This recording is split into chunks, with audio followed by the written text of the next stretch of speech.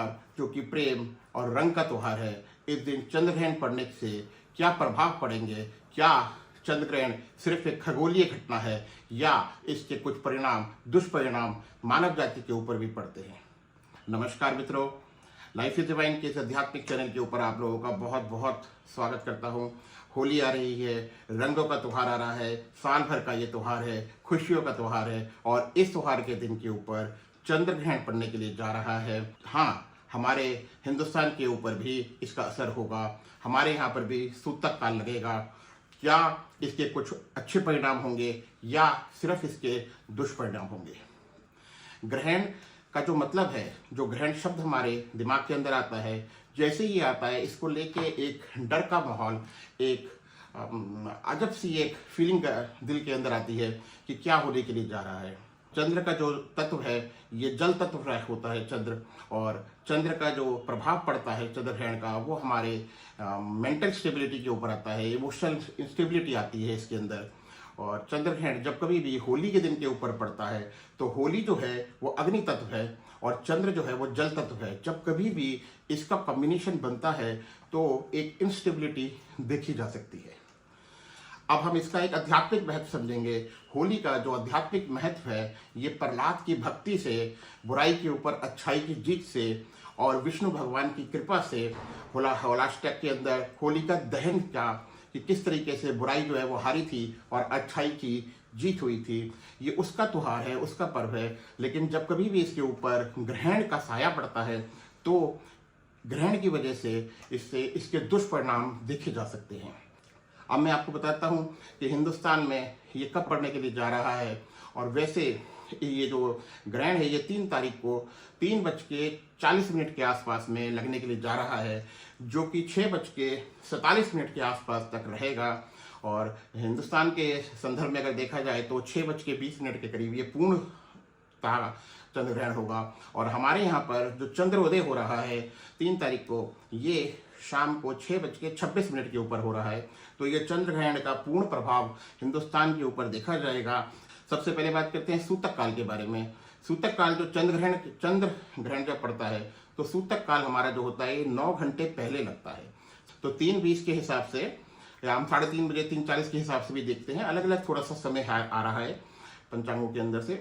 तो अगर उसके अंदर हम देखते हैं तो 9 घंटे पहले से 6:30 बजे के तकरीबन हमारा सूतक काल शुरू हो जाएगा। चंद्र ग्रहण के अंदर बोला जाता है, हमारे शास्त्रों के अंदर है, बहुत बातें हैं कि यहाँ तक की है कि भोजन नहीं करिए, लेकिन भोजन जो है हम लोग ये कहेंगे कि जो हमारे बुजुर्ग लोग हैं या जो गर्भवती स्त्रियां हैं वो लोग भोजन वगैरह ज़रूर करें। और जो स्त्रियां ऐसी हैं जो घर धारण करे हुए हैं उनके लिए बहुत सतर्क रहने की ज़रूरत होती है। उन्हें चंद्र ग्रहण के अंदर कोशिश करनी चाहिए अपने कमरे से ज़्यादा बाहर ना निकलें, अपने कमरे के अंदर ही रहें, भगवान का भजन करें, विष्णु जी के पाठ करें, महामृत्युंजय का पाठ करें। महामृत्युंजय का पाठ तो सबके लिए ही उत्तम है। कोई भी महामृत्युंजय का पाठ जो है वो चंद्र ग्रहण के समय के अंदर बहुत ही उत्तम होता है, वो हमें करना चाहिए। अगर हम इसको तंत्र के उससे देखते हैं तो कहते हैं कि इसके अंदर अगर आप कोई मंत्र की सिद्धि करना चाहते हैं या मंत्र का जो अच्छा प्रभाव अपने ऊपर लेना चाहते हैं तो ये समय सबसे उपयुक्त होता है। आप इसके अंदर अपने मंत्रों का पाठ करिए। जो नॉर्मल इंडिविजुअल्स हैं वो अपने घरों के अंदर जो है वो इस समय के अंदर तुलसी दल जो होता है वो अपने अनाज के अंदर डाल देना चाहिए। जब ग्रहण काल खत्म होता है, जब ग्रहण काल पूर्ण हो जाएगा, उसके बाद दान की प्रथा है। तो ये चंद्र ग्रहण लग रहा है, होली के दिन लग रहा है, तो इसलिए सफ़ेद चीज़ों का दान करिए, सफ़ेद वस्त्रों का दान करिए, अक्षत, चावल, चीनी, घी, इन चीज़ों का आप दान कर सकते हैं, बहुत ही उत्तम होगा। ठीक आखिरी जो है वो ये होता है कि आपको अपने इस चंद्र ग्रहण के अंदर जब ये पूर्ण हो जाए तो भगवान के जो मंदिर है आपका उसके अंदर गंगा जल का छिड़काव करना चाहिए। अगर मूर्तियाँ हैं पीतल की हैं तो उनका अभिषेक करना चाहिए और अपने पूरे घर के अंदर गंगा जल का छिड़काव करना चाहिए, जिससे पूर्ण घर जो होता है वो पवित्र हो जाए। अब अगर हम देश के कंटेक्स्ट के अंदर बात करते हैं तो ज़रूर ये चीज़ देखी जाएगी कि आप देखिए कि देश के कंटेक्स्ट के अंदर समस्याएं बढ़ेंगी, समस्याएं आएंगी, क्योंकि चंद्र ग्रहण जो पड़ रहा है होली के दिन के अंदर उसके अंदर देश में पॉलिटिकल उसके अंदर बहुत ज़्यादा प्रॉब्लम देखी जाएंगी। कोई बड़े नेता को परेशानी हो सकती है। मैंने पिछले भी एपिसोड में अपने इस नए साल के अंदर बोला था कि शुरुआत के अंदर ही किसी एक बहुत बड़े नेता को परेशानी आ सकती है, मृत्यु तुल्य कष्ट हो सकता है, जो कि हुआ। अभी मैं आप लोगों को फिर बताने जा रहा हूँ, ग्रहण से 10 दिन 12 दिन पहले और ग्रहण के 10 15 20 दिन बाद तक ये प्रभाव ग्रहण के देखे जा सकते हैं। तो इसके अंदर कोई विमान हादसा, समुद्री जो एरिया है, कोस्टल एरियाज होते हैं, इसके ऊपर पानी का उठना, ज्वार भाटा या इस तरीके की समस्याएं उठना। दूसरा आग लगना, क्योंकि अग्नि तत्व है, मैंने आपको बताया अष्टकोली, और जल तत्व है आपका ये चंद्र, तो इसकी वजह से आग लगना, कोई मेजर इंसिडेंट होना, कोई एरोप्लेन हवाई जहाज की कोई दुर्घटना होना, इस तरीके की दुर्घटनाएं देखी जाएंगी। किसी पॉलिटिकल नेता से कोई बहुत बड़ी गलती हो सकती है जिसके अंदर वो अपना कोई डिसीजन को बाद में रिग्रेट करे। तो सोच समझ के आप लोग डिसीजन लीजिए, कोई जल्दबाजी के अंदर डिसीजन ना लीजिए, नहीं तो बड़े से बड़े नेता को भी बाद में जाके पछताना पड़ेगा। अब अगर हम राशियों की बात करते हैं, तो राशियों के अंदर मेष राशि की सबसे पहले हम बात करते हैं। सबसे पहले हम आपको बता देते हैं कि ये जो ग्रहण लगने के लिए जा रहा है, ये सिंह राशि के अंदर लगने के लिए जा रहा है, और उस टाइम कर्क लगन है, तो दूसरे घर से चंद्रमा केतु है, और अष्टम घर के अंदर से राहु है, और वो 3 ग्रह और उसके साथ में बैठे हुए हैं, तो ये अष्टम से भी प्रभाव आ रहा है। तो साधु संतों को भी इस ग्रहण से दिक्कत आएगी, परेशानी आएगी। जो भी तंत्र के अंदर लोग हैं उनको भी दिक्कतें आएंगी, उनको भी परेशानी आएंगी, उनको भी अपना बचाव करना चाहिए। अब अगर इंडिविजुअल राशियों की बात करते हैं, ये मैं पहले ही आप लोगों को बताता हूं कि एक तरीके से जनरल प्रेडिक्शंस होती हैं, लेकिन फिर भी काम करती हैं। अब मेष राशि की अगर हम बात करते हैं, मेष राशि वाले लोगों को बेचैनी, गुस्सा, मेंटल इंस्टेबिलिटी बढ़ेगी। उनको फादर फिगर हो गया, अपना गुरु हो गया, अपना बॉस हो गया, अपना टीचर हो गया, उनसे मनमुटाव होगा, क्लैशेस हो सकते हैं, तो अपने आप को बचा के चलिए। इसका सबसे सरल उपाय जो है वो है आप हनुमान चालीसा का पाठ करिए, और हनुमान चालीसा के पाठ के साथ साथ में लाल कपड़े का दान करिए। वृषभ राशि वालों की बात करते हैं, आपके यहाँ पर रिलेशनशिप्स के अंदर सेंसिटिविटी आएगी, रिलेशनशिप्स के अंदर प्रॉब्लम आ सकती है। आपको ऐसा लग सकता है कि हमने किसी को पैसे दिए, वो आपको पैसे वापस नहीं कर रहा है, टेम्परेरी होगा, तो 1-1.5 महीने के बाद में आप देखेंगे आपकी राशि जो गई होगी वापस आ जाएगी। गले का ध्यान रखिए, थ्रोट इन्फेक्शन हो सकते हैं, गले से रिलेटेड प्रॉब्लम्स आ सकती हैं। उपाय बता देता हूँ आपको, श्री मंत्र जो लक्ष्मी जी का मंत्र है उसका आप जाप करिए, बीज मंत्र।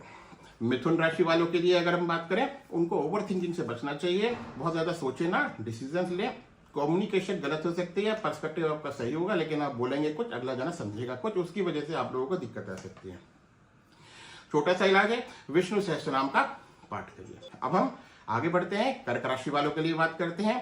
चंद्र आपका स्वामी है, मैंने बताया, इसलिए प्रभाव आप लोगों के ऊपर बहुत ज्यादा देखा जाएगा, गहरा हो सकता है। अपने आप को बचाइए, रोड एक्सीडेंट्स दिखते हैं, और कोई भी डिसीजन इस टाइम पे आप मत लीजिए, 1-1.5 महीने के लिए रुक जाइए। इमोशनल इंस्टेबिलिटी रहेगी, डिस्टर्बेंसेस रहेंगी, गलत डिसीजन आप ले सकते हैं। माता के स्वास्थ्य का बहुत ध्यान रखिए। उपाय बता देता हूं आपका, दूध का दान करिए, जैसे ही ये ग्रहण खत्म होगा दूध का दान करिए, चंद्र के मंत्र का पाठ करिए। सिंह राशि वालों के लिए बात करें, सिंह राशि के ऊपर ही ये ग्रहण लगने के लिए जा रहा है, आप लोगों को बहुत सतर्क रहना चाहिए।